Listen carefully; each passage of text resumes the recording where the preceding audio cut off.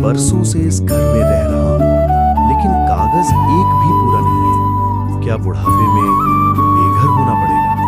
दादाजी का खतियान तो है, लेकिन रसीद नहीं। क्या सर्वे में मेरी जमीन चली जाएगी? रजिस्ट्री तो करवा ली थी, लेकिन जमाबंदी में मेरा नाम ही नहीं है। तो क्या मेरी जिंदगी भर की कमाई डूब गई?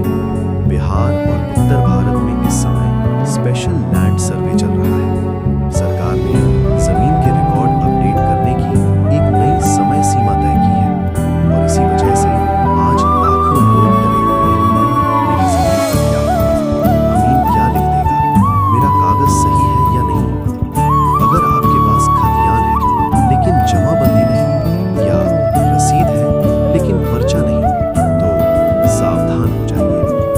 आज मैं आपको बिल्कुल देहाती भाषा में समझाऊंगा कि खतियान, जमाबंदी, पर्चा, शेड्यूल और एलपीसी, इनके बीच वो बारीक फर्क क्या है जो 2026 के नए सर्वे में आपकी जमीन को सुरक्षित रख सकता है।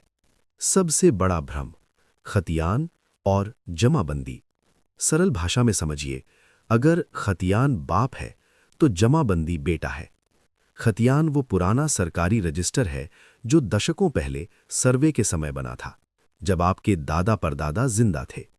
इसमें लिखा होता है मौजा, खाता नंबर, प्लॉट नंबर और जमीन की चौहद्दी। खतियान आमतौर पर तब तक नहीं बदलता जब तक नया सर्वे ना हो।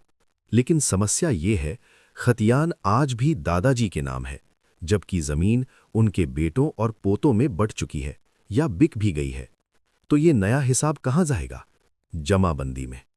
जमाबंदी को रजिस्टर 2 भी कहते हैं। ये बताती है कि आज के रिकॉर्ड में जमीन किसके नाम है और लगान कौन दे रहा है। अगर आप लगान देते हैं तो रसीद पर जो नंबर लिखा होता है वही जमाबंदी नंबर है। यहां 90% लोग यही गलती करते हैं, सिर्फ रजिस्ट्री देखते हैं, जमाबंदी नहीं। अब बात करते हैं पर्चा की। सबसे खतरनाक लेकिन सबसे ज्यादा नजरअंदाज किया जाने वाला कागज। सर्वे वाले जो पर्ची देकर जाते हैं उसे हल्के में मत लीजिए। ये पर्चा बताता है कितनी जमीन नापी गई है और किसके नाम पर चढ़ाने का प्रस्ताव है। अगर इसमें नाम, चौहद्दी या रकबा गलत हो गया और आपने समय रहते आपत्ति नहीं दी, तो वही गलती आगे चलकर सरकारी रिकॉर्ड बन सकती है। 1 डिसमिल का फर्क भी दिखे तो तुरंत आपत्ति दीजिए। अब समझते हैं शेड्यूल और वंशावली। अक्सर एक ही जमीन पर 4 भाई रहते हैं, लेकिन कागज दादाजी के नाम होता है। मुंह जुबानी